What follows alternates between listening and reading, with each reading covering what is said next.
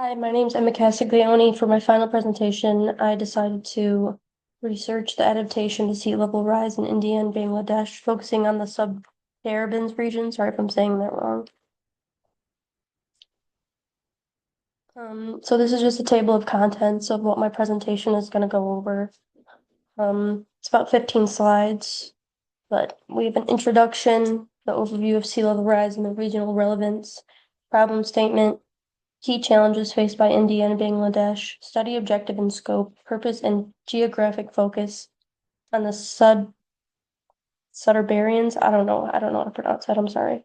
Research question and hypothesis, guiding inquiry, expected outcomes, method methodology, literature review, data sets, and analytical tools, expected results, anticipated findings and insights. Challenges, barriers to data modeling and implementation, implement, implement, implementation,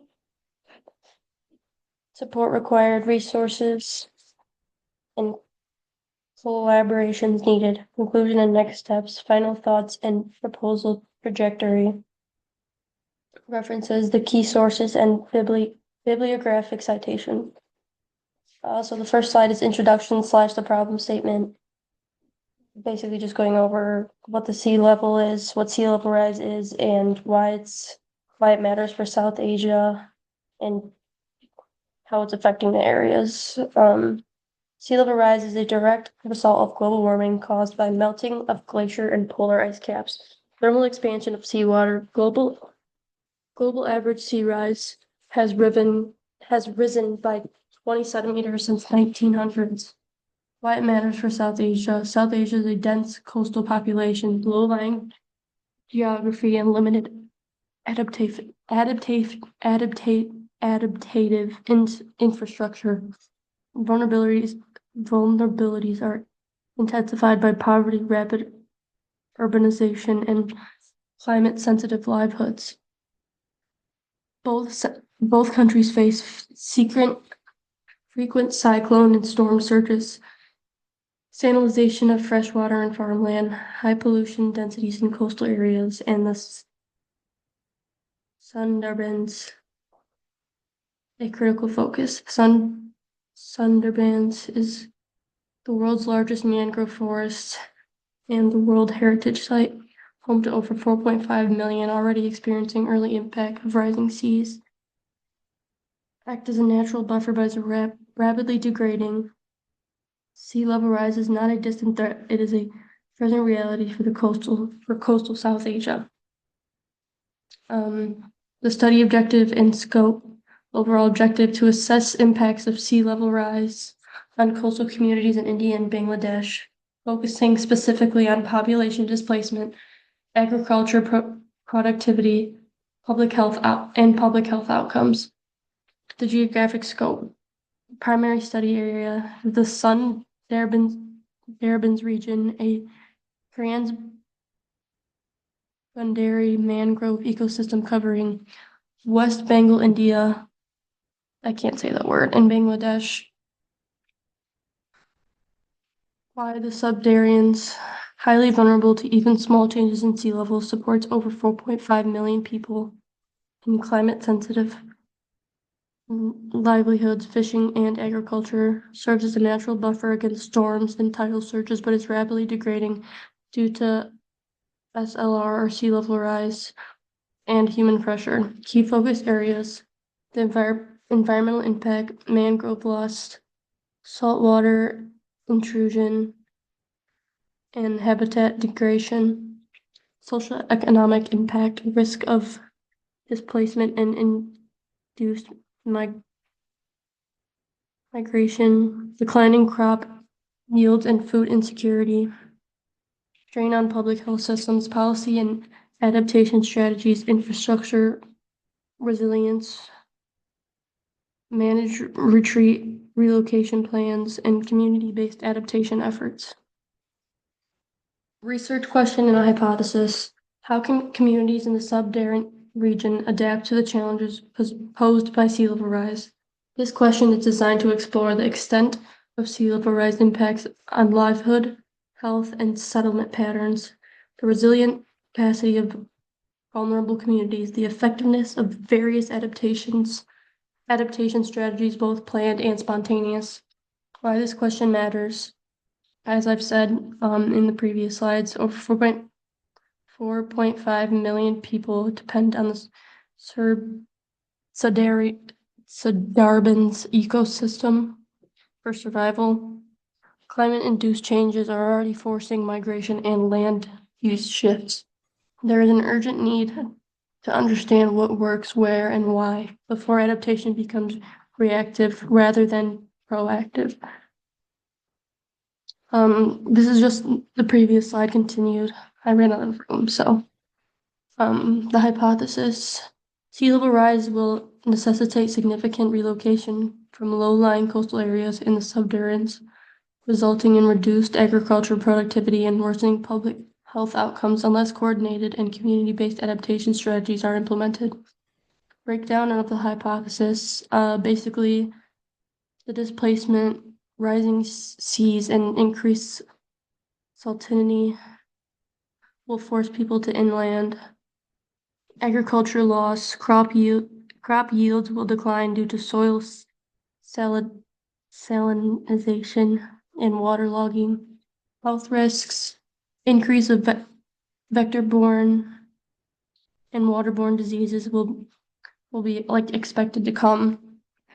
Adaptation gap: without proper planning, these effects will be compounded.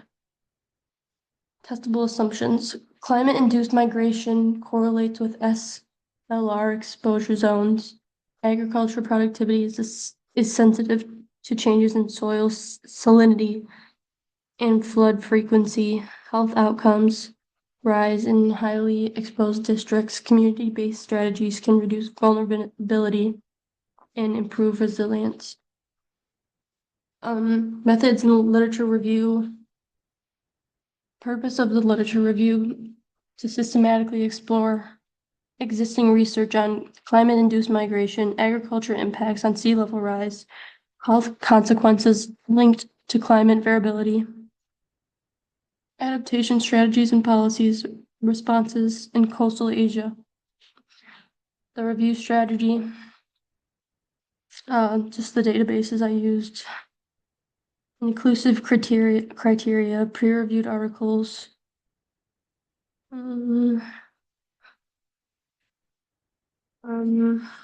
Thematic areas explored. We just talked about what I went over, what I researched for my presentation. Key takeaways from the review: migration is often a last resort, not a proactive strategy. SLR will drastically reshape the Sundarbans livelihood and ecological landscape. Health systems are underprepared for climate-induced disease burdens. Local adaptation efforts remain fragmented and underfunded. The data sets: this is part 1.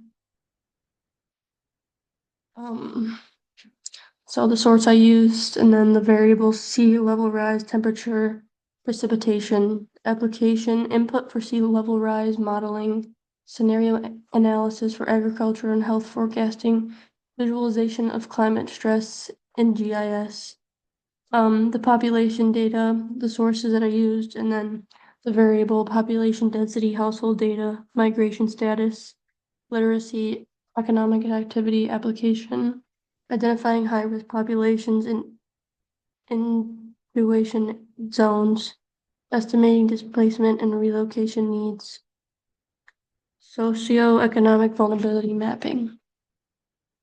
This is part 2, the agricultural data, the sources, variables, crop type, yield, irrigation, seasonal variability, soil salinity. I can't say words, I'm sorry. Application: evaluate the impact of SLR on crop productivity, model saline intrusion effects on food security, support adaptation strategies like salt-tolerant crops, and health data. And then the sources that I used: The variables, weekly disease incidence across districts, waterborne, vector-borne, respiratory diseases, asthma, ammonia, application, correlation analysis with these events, mapping climate health hotspots, informing public health planning and resource allocation. The analytical methods.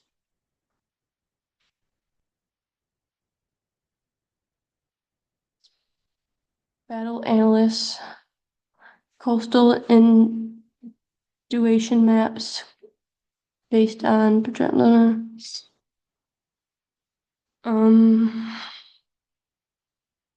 not really much I can read off of this slide. This is kind of just the tools and explaining like the modeling. And then at the bottom it says use. These methods quantify and project real-world impacts, supporting evidence based on adaptation planning. This is just the last slide. Continued summary of these last two slides. These tools turn complex data into actionable insights, helping bridge research and real-world climate resilient strategies. The expected results: identification of high-risk areas, detailed maps highlighting zones where most vulnerable, inundations under different sea level rise scenarios, spatial overlap of high-risk areas and dense human settlements, critical infrastructure and agricultural lands, quantification of land loss, wetland degradation, and mangrove ecosystems changed by the mid-century and the 21st century. Estimation of population displacement, projected number of people risks forced to migrate due to flooding and salinization, breakdown by age groups, gender, socioeconomic status to understand vulnerable demographics, identification of likely destination area for migrants, considering urban versus rural migration patterns. Assessment of agriculture productivity lost, crop yield estimates to lake saline intrusion and waterlogging, identification of crops most sensitive to sea level rise, regional patterns of food insecurity risk, including seasonal variations, analysis of health outcomes, expected rise in incidence of climate-sensitive diseases, vector-borne, waterborne, respiratory, in vulnerable districts, mapping of hotspots where health systems may be overwhelmed, correlation of disease outbreaks with extreme weather events and sea level changes, adaptation strategies and insights, evaluation of existing community-based and policy-driven adaptation measures, and identification of gaps in infrastructure resilience and social protection systems. Recommendations for targeted interventions such as managed retreat, ecosystem restoration, and health system strengthening, broader impacts, provide data-driven support, regional policymakers for climate adaptation planning, empower local communities through evidence-based risk communication, inform climate resilience frameworks, and focused on vulnerability coastal populations. Measurement metrics, GIS is I can't read the word, area and population affected, percentage of crop yields under different scenarios, disease incident rates relative to baseline years, stakeholder feedback on adaptation and feasibility and acceptability. Challenges, anticipated barriers to research. and implementation. Data limitations, temporal gaps, lack of recent continuous longitudinal data, especially post 2011, granularity issues in the district level or community scale or resolution in agriculture and health data sets, cross-border adolescence, differences in how India and Bangladesh collect and report and categorize data, restricted access, limited availability of source, geopastil data in protected zones, for example, like the rainforest, model uncertainty in sea level projections depending on emissions pathways, ecological complexity. Other models may underrepresent local biophysical conditions. Socioeconomic forecasting, migration patterns, and health risks are influenced by complex dynamic variabilities not fully captured in models.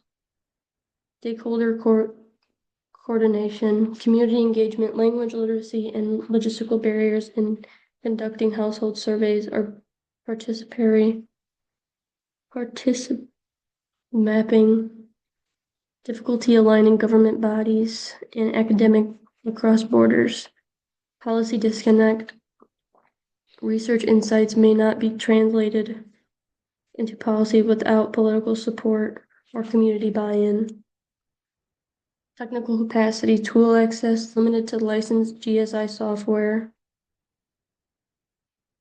GIS software, satellite data, or high-performance computing resources. Training gaps, field teams, and local partners may require upskilling in data collection, geospatial tools, and or health surveillance. Ethical and practical concerns, informed consent, challenges in maintaining ethical standards when working in climate displaced or at-risk populations, field risks, weather, remoteness, or conflict-related risks in assessing coastal areas, particularly during the cyclone season. And then I gave a summary on why this is important. Summary of why this matters. Addressing these challenges is critical for ensuring scientific credibility, facilitating cross-border collaboration, enhancing real-world impact of research, designing scalable, inclusive adaptation strategies. This is just the key enablers for like the success of access to high-quality data, climate data, regional downscaled CMIP6 projections, temperature, precipitation, sea level rise, satellite-derived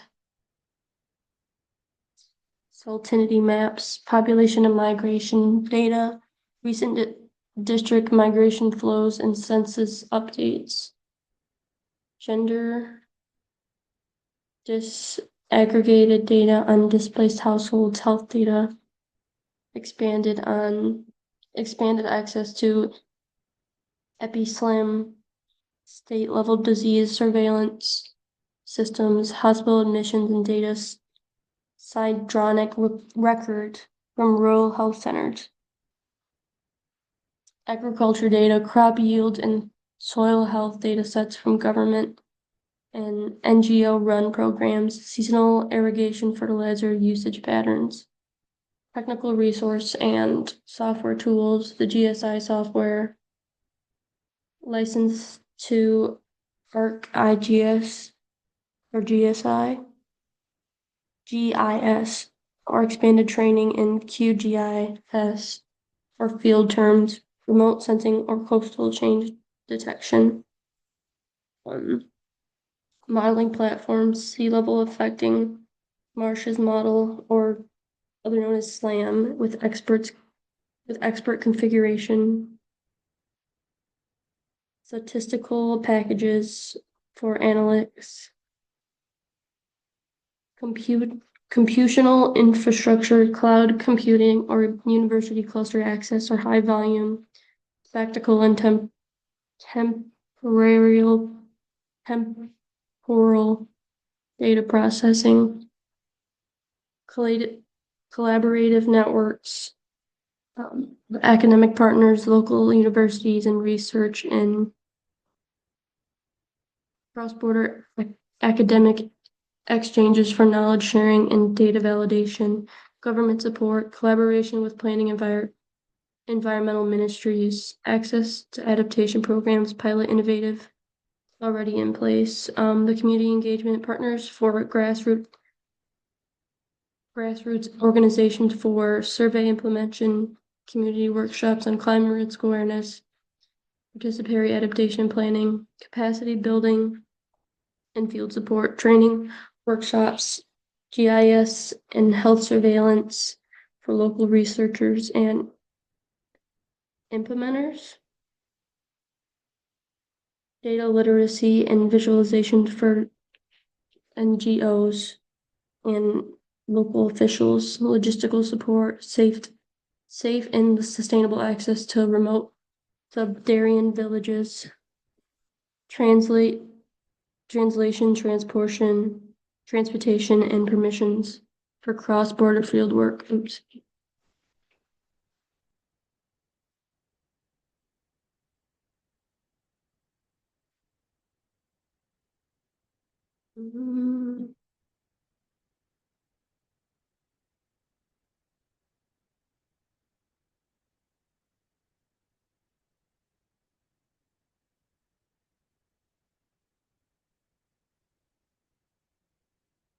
Why the support matters.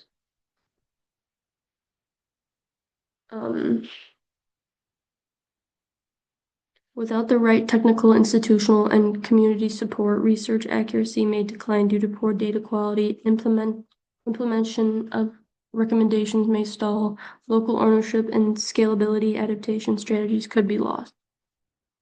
This is just my bibliography and the references that I used and the data sets and statistical sources and the tools, documentation. That is the end. I struggled with a lot of the words. I'm sorry. I just got over being sick.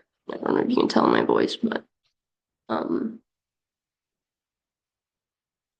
thank you and enjoy the rest of your summer.